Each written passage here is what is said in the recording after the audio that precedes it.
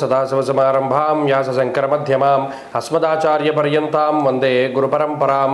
జ్యోతిషశాస్త్రాన్ని భావితరాల వారికి ప్రసాదించిన ఋషుల యొక్క పాదపద్మాలకి నమస్కారం చేసుకుంటూ, అలాగే నాకు ఈ జ్యోతిష విద్యను నేర్పిన గురువర్యులు జ్యోతిష బ్రహ్మ కీర్తిశేషులు శ్రీ ఈరంకి సూర్యనారాయణమూర్తి గారు, సూర్యశ్రీ దైవజ్ఞ గారి యొక్క పాదపద్మాలకి నమస్కారం చేసుకుంటూ, ఓం శ్రీ మహాగణాధిపతి నమః, శ్రీ గురుభ్యో నమః, హరి ఓం. వీక్షకులందరికీ నమస్కారం. జనవరి నెల 5వ తారీఖు లగాయితూ జనవరి 11వ తారీఖు వరకు ఉండేటువంటి గ్రహగతుల ఆధారంగా ద్వాదశ రాశుల వారికి ఈ వారం ఏ విధమైనటువంటి శుభాశుభ ఫలితాలు కలగబోతున్నాయో ఈ కార్యక్రమం ద్వారా తెలుసుకుందాం.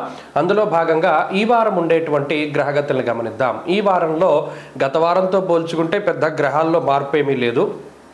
ముఖ్యంగా వృషభ రాశి యందు గురుడు వక్రించి సంచారం చేస్తూ ఉన్నారు. కర్కాటక రాశి యందు వక్రించి కుజుడు సంచారం చేస్తూ ఉన్నారు. అలాగే కన్య యందు కేతు ఎలాగో వక్రగతిలోనే ఉంటారు. మరీ ముఖ్యంగా ధనురాశి యందు రవి బుధులు సంచారం చేస్తూ ఉండగా కుంభమందు శని శుక్రులు, మీనమందు రాహువు.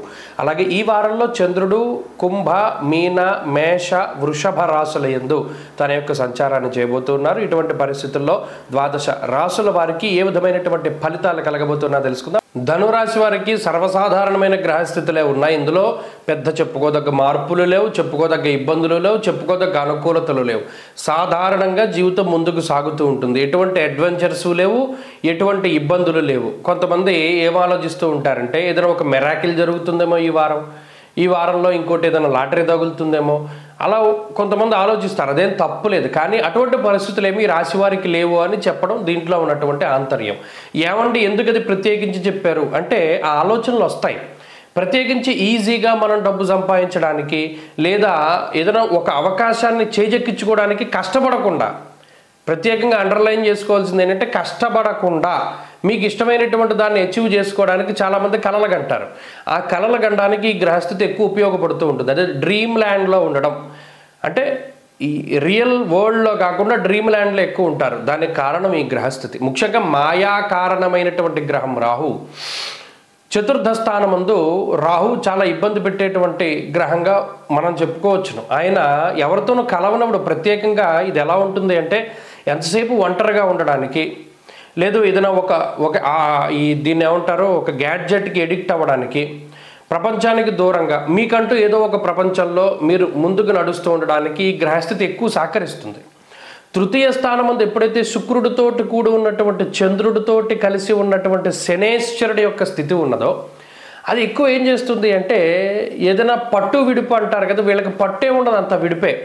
పోన్లే అయిపోయింది, పోన్లే ఏదో జరిగింది, సరేలే ఎవడో వచ్చి గుద్దేశాడు, పోన్లే చూసుకోకుండా గుద్దాడు, ఈ రకమైనటువంటి పరిస్థితులు ఉంటాయి. ఇది ఎందుకు అని పట్టుకునేటువంటి తత్వం ఉండదు. అంటే చాలామంది దీనికి ఏంటంటే సరే ఇది గట్టిగా పట్టుకున్నా ఏమవుతుంది అనేటువంటి దృక్పథంలో ఒక్కొక్కసారి గట్టిగా పట్టుకోవడం కన్నా వదిలేయడమే మేలు అనేటువంటి ఆలోచనలో ఉంటారు. అంటే ఇవన్నీ ఎందుకు వస్తాయి అంటే ఈ గ్రహస్థితి వల్లే వస్తాయి. ప్రత్యేకించి ఆరోగ్యపరమైనటువంటి విషయాలను పరిశీలన చేస్తే శారీరక శ్రమ చాలా ఎక్కువగా ఉంటుంది. ముఖ్యంగా మీరు గమనించండి, డీహైడ్రేట్ అవుతూ ఉంటుంది బాడీ, అది వాళ్ళకి తెలియదు. చాలామంది ధనురాశి వారిలో డీహైడ్రేటేషన్ ఎక్కువగా జరుగుతూ ఉంటుంది. అందువల్ల వాళ్ళు ఎక్కువ నీళ్లు తాగాలి.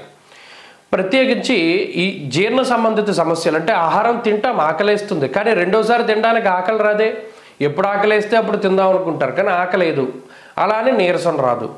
సరే ఇది ఏదో విచిత్రమైన పరిస్థితి, శీతాకాలం ఎలాగే ఉంటుంది కదా అనుకుంటారు. ఇది కూడా గ్రహస్థితి వల్లే వస్తుంది. కాబట్టి కొన్ని విచిత్రమైన పరిస్థితులు ఉన్నప్పటికీ ఇటు ఆరోగ్యపరమైన సమస్యలు కానీ ఆర్థిక ఇబ్బందులు కానీ ఏమీ లేవు. గత వారాల్లో నడిచినట్టు ఈ వారం జరుగుతూ ఉంటుంది. ఫస్ట్లో చెప్పినట్టు మెరాకిల్స్ ఏమీ ఉండవు. మీ కష్టానికి తగ్గట్టు ఫలితాలు మాత్రం వస్తాయి, రాకుండా ఉండవు. అలాగే విద్యార్థులకి ఇది సానుకూలమైనటువంటి వారంగా చెప్పచ్చు. ధనురాశి వారి ఈ వారం మరింత అనుకూలమైనటువంటి ఫలితాలని సాధించడానికై దత్తాత్రేయ స్వామి వారి ఆరాధన, సిద్ధమంగళ స్తోత్రాన్ని పఠిస్తూ ఉండడం చెప్పదగినటువంటి సూచన. ఈ వారంలో వచ్చేటువంటి రోజు శనివారంగా చెప్పవచ్చును. అదృష్ట సంఖ్య 2, అదృష్ట వర్ణము నీలము.